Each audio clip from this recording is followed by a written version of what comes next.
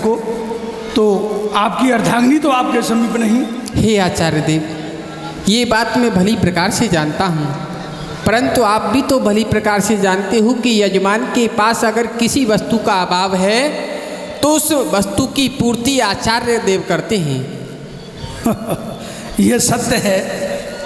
यजमान यदि किसी वस्तु को जुटाने में असमर्थ है तो उसकी पूर्ति करना आचार्य का कर्तव्य होता है जी। लेकिन अपनी वस्तु को आचार्य अपने साथ में ले जाने में भी स्वतंत्र होता है। हाँ हाँ, क्यों नहीं।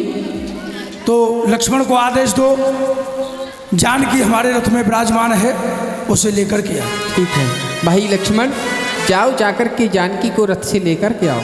लखन लाल जी गए और जो कि रथ में रावण महाराज जानते ही पहले से जानकी जी को अपने साथ में लेकर ही आए हैं, और आज रथ में से जानकी जी को उतार करके लखन लाल जी लेकर के आए। राम, कहो आचार्य देव। यह जो मुहूर्त है वह 2:30 घड़ी का मुहूर्त है, और इस 2:30 घड़ी के मुहूर्त में यदि पूजा संपन्न होती है तो हमारा जो मन का भाव है, जिस उद्देश्य को लेकर के हम पूजा कर रहे हैं, वह हमारा उद्देश्य अवश्य ही पूरा होता है, हमको उस फल की अवश्य ही प्राप्ति होती है। तो विलंब क्या है, शीघ्र ही पूजा प्रारंभ की जाए। आचार्य देव, बस हनुमान जी काशी से शिवलिंग लेकर के आ रहे होंगे, बस उन्हीं का विलंब है, उनको आते ही। हनुमान काशी गए? हाँ, बहुत समय लग जाएगा लौटने में। जब तक वह यहाँ से आएंगे मुहूर्त ही निकल जाएगा, तो फिर क्या फल मिलेगा? आप बतलाइए कोई उपाय। जानकी से कहो समुद्र की बालुका से भगवान शिव का विग्रह बनाए। जैसी आपकी आज्ञा। जानकी, जाओ समुद्र के किनारे और वहाँ जाकर के उनकी बालू से एक शिवलिंग का निर्माण करो। समुद्र की बालू से ही आज दोनों जानकी तैयारी करते हैं पूजा क्या, और आज सुंदर बालू की शिवलिंग बनाई। ओम नमः शिवाय, हरि ओम नमः शिवाय, ओम नमः शिवाय, हरि ओम नमः शिवाय।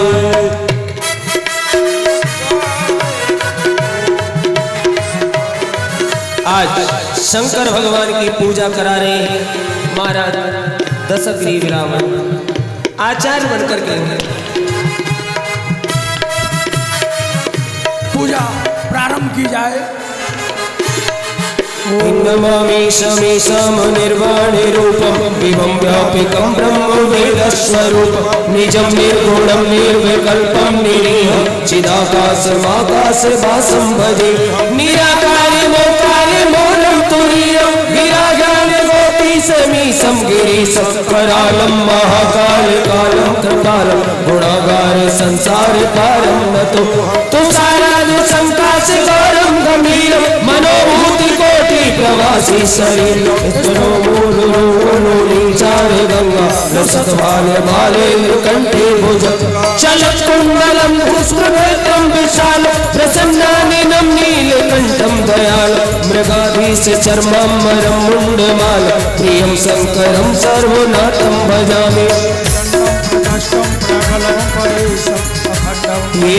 प्रचंडं प्रगल्भं प्रगल्भं परेशं अखंडं अजं भालकोटि त्रयं शूल निर्मूल निशूल पाणि भजे भावनि कलातीत कल्याण कल्पांतकारी निकाता पुरारी चिदानंद संधो महोहारी प्रसीद प्रसीद प्रभु मन्मताय न यावत् उमानाथ पादार वंदम भजन्ति ते लोके परावे न तावत् सुखं शांति शांतं विनाशं प्रसीद प्रभो सर्वभूताधिवास न जानामि योगं जपं देव पूजा न तोहं सदा सर्वदा संभूतो जरासंध दुःखोदितमात्मानं प्रभु पाहि नमामि हो नमामि शंभो नमामि शंभो नमामि शंभो नमामि शंभो। नागेन्द्रहाराय त्रिलोचनाय भस्मांगरागाय महेश्वराय नित्याय सिद्धाय दिगंबराय तस्मै नकराय नमः शिवाय नमः शिवाय नमः शिवाय। राम, भगवान शिव की पूजा संपन्न हुई। हाँ आचार्य देव।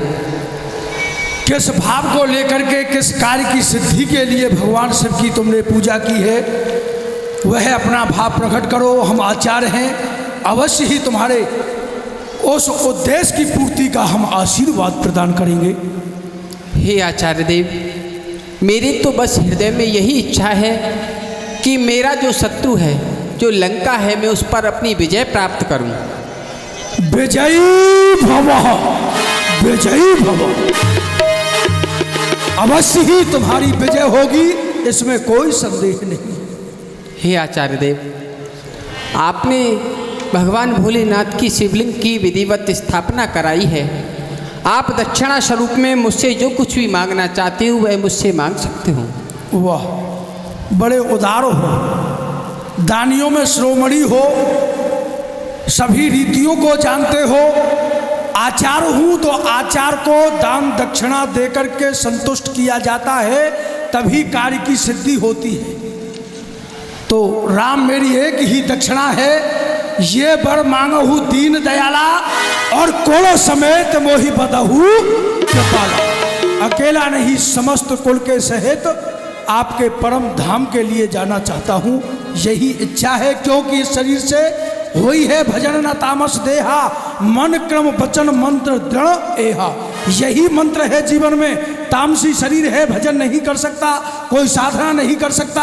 मात्र आपको दुश्मनी से ही, शत्रुता से ही मैं उस मोक्ष को प्राप्त करूंगा, यही मेरी दक्षिणा है। एवं मस्त, ऐसा ही हो।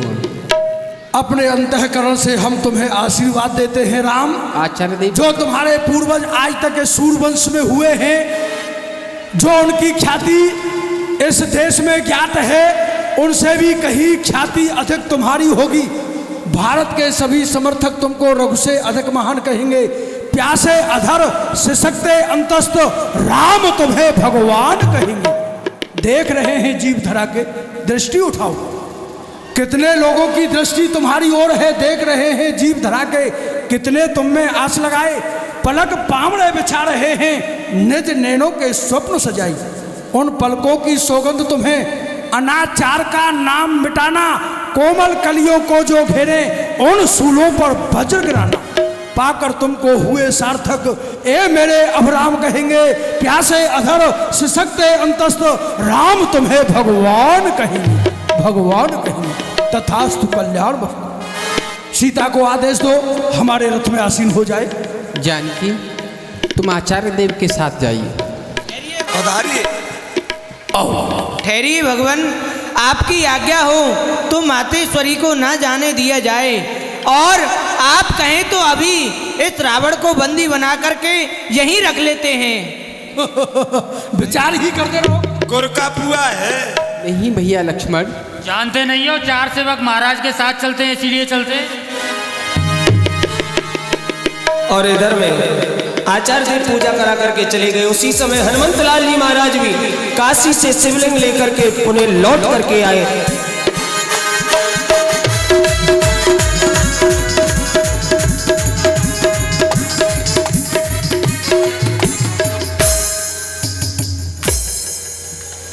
ये मैं क्या देख रहा हूँ प्रभु? मैं यहाँ से काशी शिवलिंग लेने के लिए गया और यहाँ पर तो आपने स्थापना भी कर दी। हाँ तात हनुमान जी, आप काशी शिवलिंग लेने के लिए गए थे। हमने आचार्य पद लंकाधिपति रावण को सौंपा था, तो वह आए, उन्होंने शुभ मुहूर्त देख करके ये शिवलिंग बनाकर यही विधिवत पूजा करा दी गई। परंतु भगवान, अब जो मैं शिवलिंग लेकर के आया हूँ इसका क्या होगा? हे हनुमान जी, आप अपने मन में गिलानी ना करें। यहाँ पर हनुमान जी ने देखा कि लंकाधिपति रावण ने हो सकता है ईर्ष्या के बस में होकर के और तब इस शिवलिंग का पूजन करवाया है। तो हनुमान जी महाराज सोचने लगे क्यों ना इस शिवलिंग को ही उखाड़ करके फेंक दूं, और इस जगह पर मैं अपनी शिवलिंग को स्थापित कर देता हूँ जो मैं लेकर के आया हूँ। और जो रावण ने यहाँ पर शिवलिंग स्थापना करवाई है उसको उखाड़ करके अभी फेंक देता हूँ। हनुमान जी महाराज ने अपनी पूंछ से लपेट करके शिवलिंग को और उखाड़ने का प्रयास करने लगे।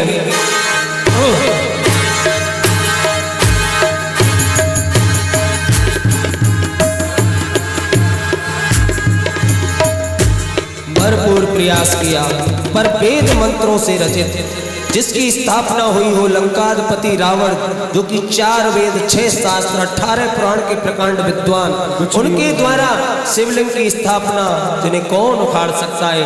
हनुमान जी को अपने बल का अभिमान था, पर राम जी की कृपा देखिए, या हनुमान जी के अभिमान का भी जो अहंकार था उनके हृदय में, उसको भी चूर चूर कर दिया श्री रघुनाथ जी ने। हे तात हनुमान जी, अब अपने हृदय में तुम गिलानी मत करो, तुम अपनी भी शिवलिंग इन्हीं के पास में रख दो, इनकी भी स्थापना कर देते हैं। श्री रघुनाथ जी ने हनुमान जी को सीधा मार्ग बतलाया कि हनुमान, तुम जो सोच रहे हो वो कार्य ऐसा नहीं है, तुम चाहते हो इससे उखाड़ना, ये उखड़ नहीं सकती, क्योंकि रावण महाराज का प्रभाव नहीं, ये जानकी जी का प्रभाव है, अर्थात तुम्हारी माता जानकी का प्रभाव है। उन्होंने अपने हाथों से इस शिवलिंग को बनाया है, इसे कोई नहीं उखाड़ सकता है।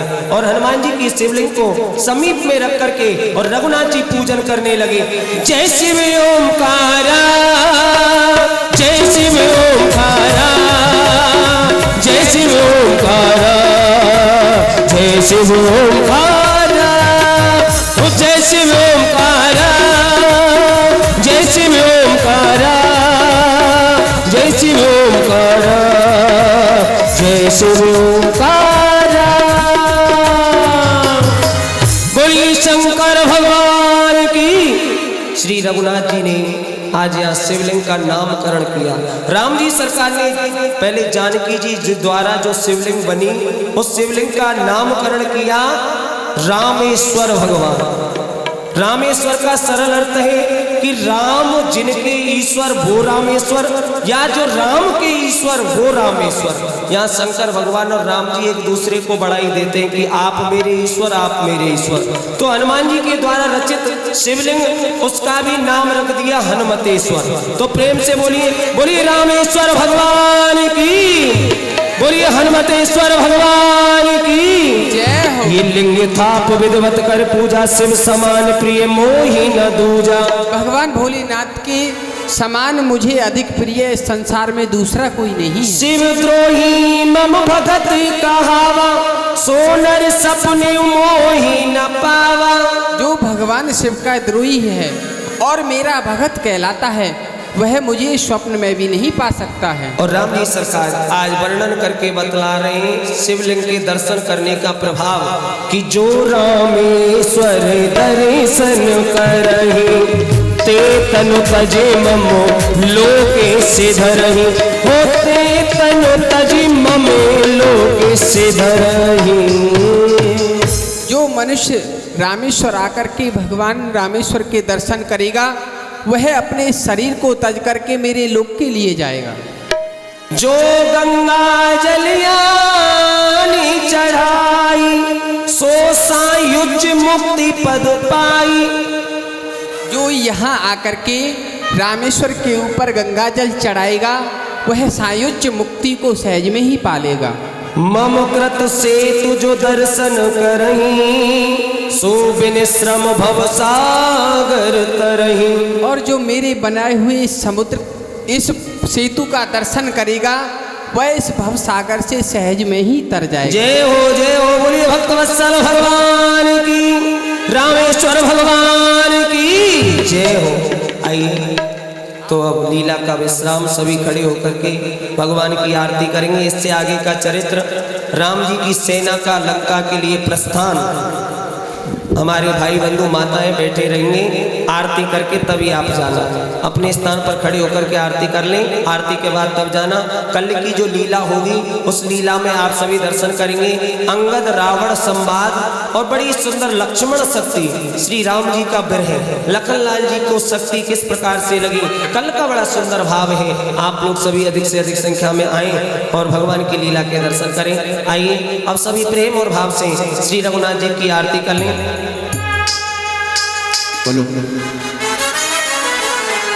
हे रज राम तेरी आरती गाओ, हे प्रभु राम तेरी आरती गाओ, हे राजा राम